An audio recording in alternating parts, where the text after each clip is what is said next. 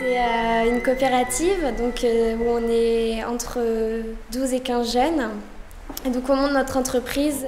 Une entreprise où tout le monde est au même niveau.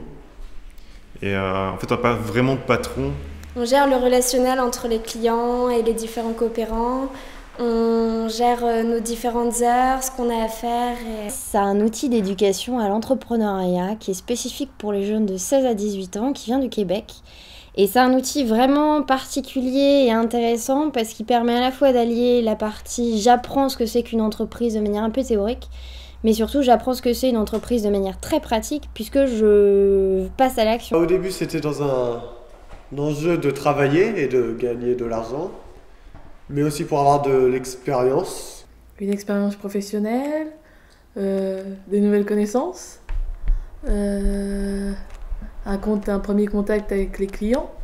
Quelque chose de fortifiant et de gratifiant au niveau personnel. Et c'est l'apport de nouveaux contacts. J'ai appris à travailler, à faire partie d'une équipe, à devoir arriver à l'heure, à me déplacer.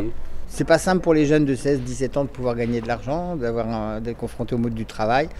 C'est une des possibilités et si ça pouvait être général, ça devrait être obligatoire en fait pour tous les jeunes de 16-17 ans. Cette expérience m'a appris que travailler en communauté c'était pas toujours si facile, qu'il fallait s'entendre avec tout le monde, plus ou moins, qu'il fallait prendre des décisions ensemble. J'ai retenu plusieurs choses, donc déjà le travail en équipe, la cohésion qu'il faut, l'écoute. C'est un travail de groupe, donc tout le monde a participé. C'est vraiment montrer les valeurs de l'économie sociale et solidaire et d'apprendre collectivement à prendre des décisions, à se réunir au sein d'un conseil d'administration, de prendre des décisions en collectif. Peu importe l'équipe qu'on a, c'est toujours une nouvelle expérience parce que l'équipe n'est jamais la même et que du coup on est obligé de se réhabituer à travailler avec 12 personnes et donc de prendre des décisions à 12.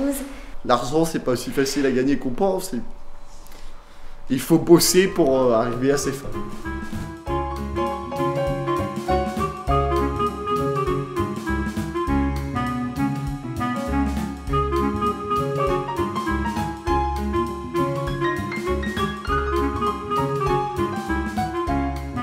Maintenant, il faut faire des petites enveloppes pour les envoyer à tout le monde. Ceux de richesse et tout ça. Ils viendront, mais c'est par principe. Je fais partie du comité marketing qui gère la pub et la bonne entente envers les clients. Le rôle de la communication, faire de la pub, ramener des clients, s'occuper du service après-vente. Je fais partie du comité finance. Le rôle de ce comité, c'est de gérer l'argent.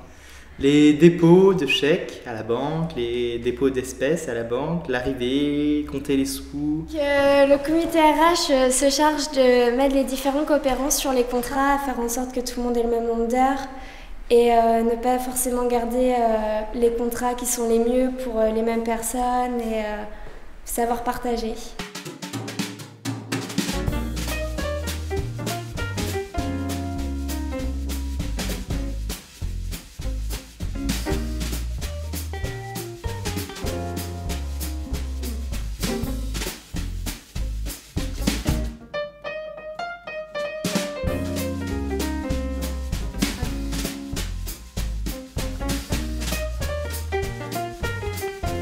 Le contrat que j'ai vraiment apprécié, c'était la commune de Lélay.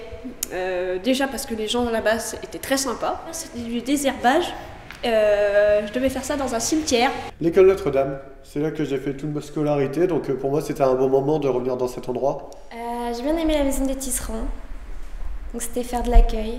Le contrat que j'ai le plus préféré, c'est celui de monsieur et madame Quignot. En fait, le service qu'ils nous demandaient, c'était de gérer une réception et je veux travailler en fait dans le monde de l'hôtellerie. Le fait d'être capable d'aller se présenter, de décrocher le téléphone, de rencontrer des gens, je pense que certains ne pensaient pas qu'ils en étaient capables.